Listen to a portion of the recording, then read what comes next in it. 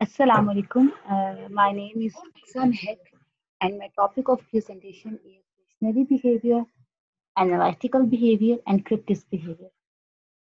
Visionary behaviour visionary behaviour की जो leadership होती है, विजनरी लीडर एक ऐसा लीडर होता है जो कि अपने गोल्स और प्लान्स बनाता है, अपने विजन को इंश्योर करने करता है और अपने जो उसके जितने भी फॉलोअर्स होते हैं, फॉलोअर होते हैं या ऑर्गेनाइजेशन में जो उसके मेंबर्स होते हैं, उनको इम्पार्ट करता है कि वो जो प्लान्स उसने बनाए हैं ना, उन पर वो एक्शन ले सकते हैं इंडिविजुअल लेवल पर, ऑर्गेनाइजेशन लेवल पर या टीम लेवल पर। विजनरी लीडर के पास ऐसी क्वालिटी, ऐसी एबिलिटी होती है कि वो एक अट्रैक्टिव विजन क्रिएट करता है अपने फ्यूचर के लिए, अपनी प्रेजेंट सिचुएशन को इम्प्रूव करने के लिए। विजनरी लीडर जो है वो अपने ये चीज फ्यूचर में जाके विजन करता है कि आज मेरी ऑर्गेनाइजेशन जो है वो इस लेवल पर है, तो अगर मैं प्लान्स अपने प्रेजेंट सिचुएशन में अपनी ऑर्गेनाइजेशन पे इम्प्लीमेंट करूंगा तो फ्यूचर में वो मुझे क्या रिजल्ट देंगी, क्या आउटपुट देंगी। मार्केट में जो छुपे हुए हिडन ट्रेंड्स होते हैं उनको फाइंड करता है और ये देखता है कि जो उसके पोटेंशियल कस्टमर्स हैं वो फ्यूचर में क्या देखेंगे, क्या डिमांड करेंगे, या वो अभी क्या डिमांड कर रहे हैं उससे कि नेक्स्ट फ्यूचर में उनको ये चीज चाहिए, ये प्रोडक्ट या ये। और वो जो अननोन थिंग्स होते हैं उनके लिए अपनी एक स्ट्रेस को डेवलप करता है, एक लॉन्ग टर्म प्लानिंग करता है अपने विजन से, अपनी प्रेजेंट सिचुएशन को इम्प्रूव करने के लिए। इसकी कैरेक्टरिस्टिक्स आती हैं हमारे पास, अगर इसकी कैरेक्टरिस्टिक्स फर्स्ट वर्ड है इनोवेटिव, यानी जो विजनरी बिहेवियर के लीडरशिप जो होती है ना, वो इनोवेटिव माइंड के लीडर्स होते हैं। इनोवेटिव की क्रिएटिविटी को, और इनोवेटिव माइंड के होते हैं उनकी सबसे बड़ी क्वालिटी ही क्रिएटिविटी और इनोवेटिव होती है। ये प्रॉब्लम्स को सॉल्व करने के लिए और वर्ल्ड को चेंज करने के लिए, बेटर बनाने के लिए, ये न्यू न्यू आइडियाज जो हैं वो आ, सोचते हैं उनके बारे में कि ये न्यू आइडियाज होने चाहिए, जिससे हम इस प्रॉब्लम को, कोई ऑर्गेनाइजेशन में कोई प्रॉब्लम आ रही है तो इन आइडियाज से, इन न्यू आइडियाज से हम इन प्रॉब्लम को सॉल्व कर सकते हैं, अपनी वर्ल्ड को बेटर बना सकते हैं। और ये सिर्फ एक ही बॉक्स पे रह के नहीं सोचते, बल्कि स्टेटस क्यू के बियॉन्ड सोचते हैं। सेकंड पॉइंट है फोकस्ड। ये फोकस्ड माइंड के होते हैं, मीन ये खुद भी अपने वर्क पर फोकस्ड करते हैं, उसके लिए पैशनेट होते हैं और अपने गोल्स जो उन्होंने अपने प्लान्स बनाए होते हैं, अपनी स्ट्रेटजीज बनाई होती है अपने टास्क को फुलफिल करने के लिए, अचीव करने के लिए, उन पर फोकस्ड होते हैं और अपने जो फॉलोअर्स होते हैं या जो मेंबर्स होते हैं, एम्प्लॉयज होते हैं, उनको ये भी कहते हैं, फोर्स करते हैं कि वो फोकस करें अपने वर्क पर, अपने गोल्स को अचीव करने के लिए। अपने फॉलोअर्स को ये फोर्स करते हैं कि वो अपने एंड गोल पर फोकस करें, और अगर ऑर्गेनाइजेशन में कोई भी ऐसा अनइम्पोर्टेंट यानी कोई ज्यादा इम्पोर्टेंट इशू अगर अक्कर कर लेता है, डेवलप हो जाता है, तो वो उससे अपना फोकस से हटे मत, यानी उससे डिस्ट्रैक्ट मत हो।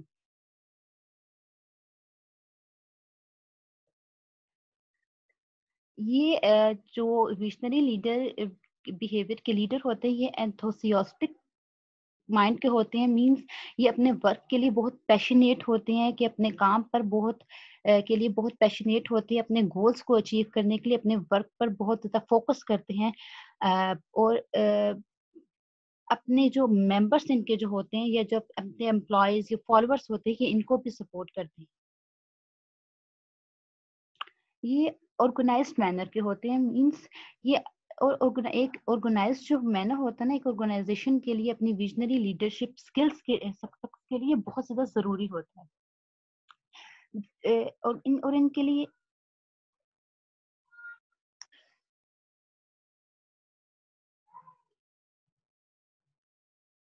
जो विजनरी जो लीडर होते हैं ना, वो ऑर्गेनाइज्ड होते हैं, मीन ये अपने प्लान्स बनाते हैं, मैप बनाते हैं कि हमने इस टास्क को इस टाइम पे करना है, पहले ये टास्क ज्यादा इंपॉर्टेंट है, इस पर फोकस करना है, इसको उनको अचीव करना है, फिर ये स्ट्रेटजीज जो है इनको फॉलो करना है। इस तरह से ये मैप बनाते हैं अपनी अपने वर्क के लिए कि हमने ऑर्गेनाइज्ड वे में करना है, और अपने एम्प्लॉयज को, अपने फॉलोअर्स को भी कहते हैं कि आप भी ऑर्गेनाइज्ड मैनर पर ही फोकस करें, अपने गोल्स को, अपनी को अचीव करने के लिए, अपनी स्ट्रेटजीज को फॉलो करने के लिए। नेक्स्ट हमारे पास पॉइंट आता है कि जो विजनरी लीडरशिप यानी विजनरी बिहेवियर की जो लीडरशिप होती है उसकी स्ट्रेंथ क्या होती है। इनकी स्ट्रेंथ ये होती है लीडरशिप की कि ये प्रमोट करते हैं इनोवेशन एंड क्रिएटिविटी को। मींस जैसे कि हमने पहले बात की कि ये इनोवेशन को और क्रिएटिविटी को प्रमोट करते हैं। ये इनोवेटिव माइंड के होते हैं। मींस ये खुद भी इनोवेटिव माइंड के होते हैं और क्रिएटिविटी पर इन फोकस करते हैं। इनकी सबसे बड़ी जो क्वालिटी है वो क्रिएटिविटी और इनोवेशन है। और ये अपने फॉलोअर्स को, अपने मेंबर्स को भी सपोर्ट करते हैं कि वो उनके माइंड में कोई अगर न्यू आइडिया है तो वो उसको इम्प्लीमेंट करने के लिए, उसको फॉलो करने के लिए, उसको यूज करने के लिए, उसको आइडिया को बेटर बनाने के लिए वो अपने एम्प्लॉय की, अपने मेंबर्स की, अपने फॉलोअर्स की हेल्प करते हैं उसमें।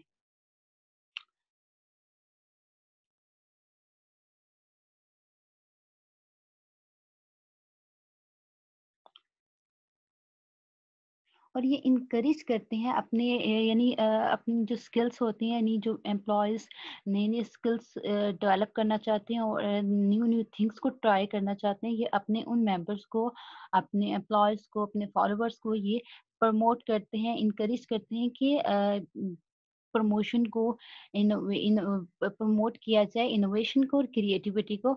और ये ऑप्टिमिस्टिक होती है अपने फ्यूचर के लिए। नेक्स्ट पॉइंट हमारे पास आता है रिलाइंग ट्रूप्स। ये रिलाइंग ट्रूप्स के होते हैं, विजनरी लीडर जो होते हैं स्पेशलाइज इस काम में होते हैं कि फोकसिंग करते हैं, इंस्पायरिंग करते हैं। यानी मीन्स जो उनके फॉलोअर्स इंस्पायर करते हैं कि इनके जो मेंबर्स हैं, जो उनके एम्प्लॉयज हैं, वो उनसे इंस्पायर हों और जो विजन में इन्वेस्ट करें। मीन वो भी विजन की तरफ, विजन माइंड से सोचें। मोटिवेट करते हैं यूनिटी को कि अपने ऑर्गेनाइजेशन में यूनिटी आए, एम्प्लॉयज में यूनिटी आए और अपने मेंबर्स को, अपनी एम्प्लॉयज को सेम पेज पे लाते हैं during the transaction. Next point हमारे पास आता है focused on the goal and the plan. Means ये अपने गोल्स पर, अपने प्लान्स पर फोकस करते हैं। ये खुद भी अपने गोल्स पर, अपने वर्क पर फोकस करते हैं, उसके लिए पैशनेट होते हैं, अपने जो विजन होती है उसको अचीव करने के लिए। और ये अपने जो इनका सबसे बड़ी जो इनकी इनकी कह लें कि एबिलिटी होती है, ये इनके प्राइमरी गोल क्या होता है कि इन्होंने हर किसी को, इन्हें अपने मेंबर्स और फॉलोअर्स की अगर बात करें ऑर्गेनाइजेशन में, तो उनको भी फोर्स करना होता है कि वो फोकस्ड करें वर्क पर, वर्क पर फोकस करें। और वो इसी क्वालिटी को अपने खुद भी फोकस करते हैं, खुद भी फोकस करते हैं अपने वर्क पर, अपने इसी क्वालिटी जो फोकस क्वालिटी है इसको भी अपने एम्प्लॉयज तक पुश करते हैं ताकि वो भी फोकस करें अपने काम पर, और ताकि स्ट्रेटजीज जो प्लान्स हैं उनको इम्प्लीमेंट किया जाए और अपने गोल्स को और अपने विजन को अचीव किया जाए। इनकी वीकनेस की बात करें तो वीकनेस में अदर आइडियाज में take a back seat. Means अगर जो विजनरी लीडर होगा वो अगर काम के लिए पैशनेट होगा, मीन्स अगर वो चाहता है कि उसकी ऑर्गेनाइजेशन डेवलप करे, सक्सेस हो, तो वो रिस्क लेने से पीछे नहीं हटेगा। मीन वो रिस्क लेगा, क्योंकि रिस्क के बगैर तो चेंज आ ही नहीं सकता ना। रिस्क लिया जाएगा देन ही चेंज अकर हो सकता है।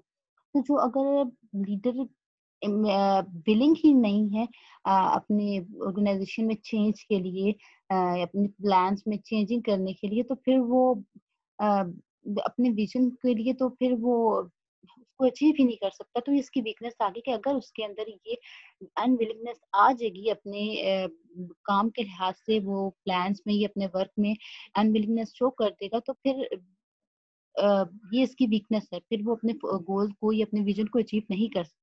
ये वीक बना रही है उसके विजन को अचीव करने में।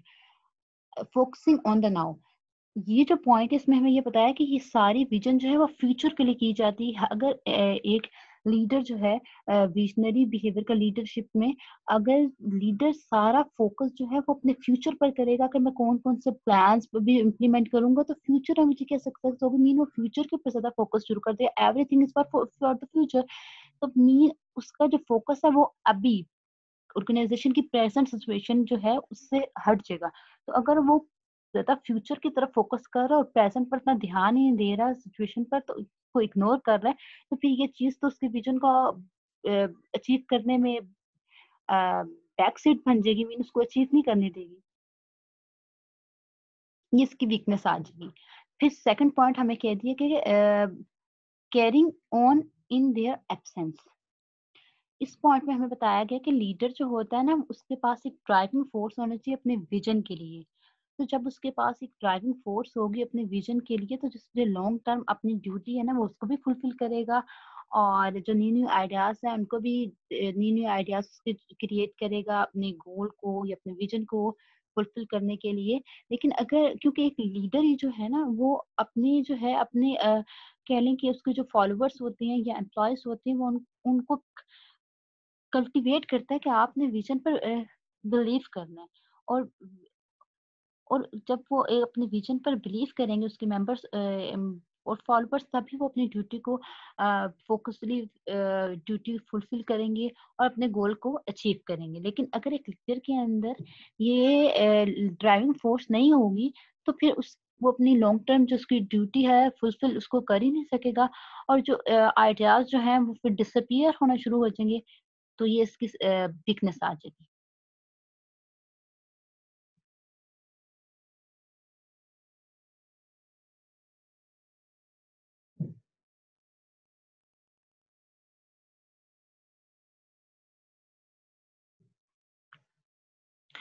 एनालिटिकल बिहेवियर की बात करें तो एनालिटिकल बिहेवियर की जो लीडरशिप होती है ना, ये एक ऐसा स्टाइल होता है जो कि टिपिकल पीपल के लिए होता है। मींस ये टेक्निकल जो पोजीशंस होती है ना हमारे पास, जैसे कि अकाउंटिंग फील्ड होगी, इंजीनियरिंग फील्ड होगी, इंफॉर्मेशन टेक्नोलॉजी, इसमें ये बिहेवियर की लीडरशिप, ये बिहेवियर की लीडरशिप यूज की जाती है।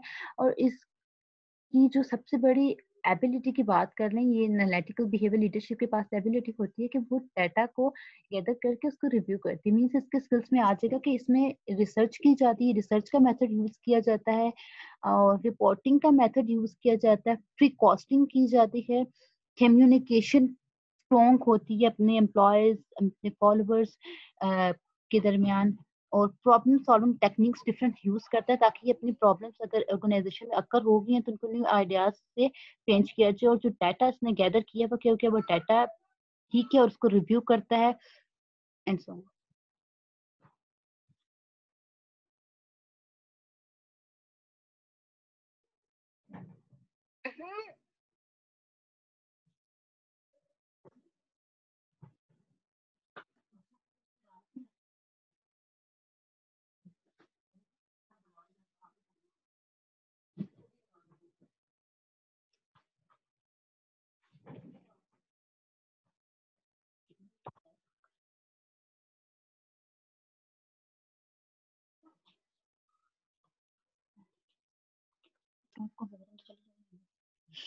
अब हमने जो बात की थी कि हमारे पीछे एनालिटिकल बिहेवियर के जो लीडर होते हैं उसके स्किल्स हमने बता दिए थे, हम इसके इसी के स्टेप बता रहे हैं कि जो एनालिटिकल बिहेवियर का लीडरशिप जो होती है उसमें ये स्टेप्स जो है एक लीडर अपने परफॉर्म करता है। उसमें आज का develop the decision making, let's go of the future, अपने इनहेंस करता है कम्युनिकेशन स्किल्स को, इम्प्रेस करता है टीम वर्क को, मेंटेन प्रोडक्टिविटी। नेक्स्ट हमारे पास आ जाएगा क्रिटिक्स बिहेवियर। ये एक ऐसा बिहेवियर होता है जो कि एक्टिंग का पैटर्न होता है। मींस ये इंटेंजिबल होता है, ये रिपीटेबल भी होता है, ऑब्जर्वेबल होता है, मेजरेबल होता है।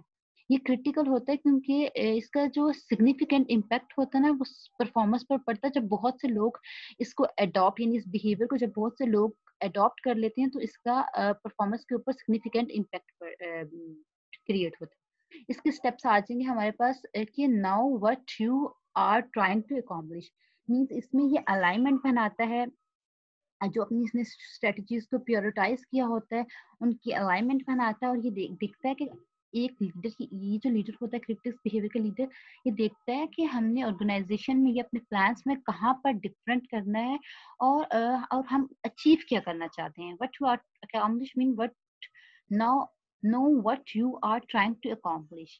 और ये अपने एंड गोल को डिफाइन करता है जो कि हेल्प करता है स्पेसिफिक क्रिटिकल बिहेवियर को आइडेंटिफाई करने के लिए। सेकंड पॉइंट में बात करें, define the behaviour that accomplish the goal. वो कह रहे हैं जो बिहेवियर एक ऐसा मेथड कह लें, ये वे होता है जो कि गोल को अचीव करने में बहुत हेल्प करता है। और जो बिहेवियर होता है ना वो एक वन टाइम कि वन टाइम एक्शन नहीं होता, बल्कि ये एक हैबिचुअल वे ऑफ एक्टिंग होता है। और अब थर्ड पॉइंट हमारे पास आ रहा है, prioritise the critical behaviour. Thank you.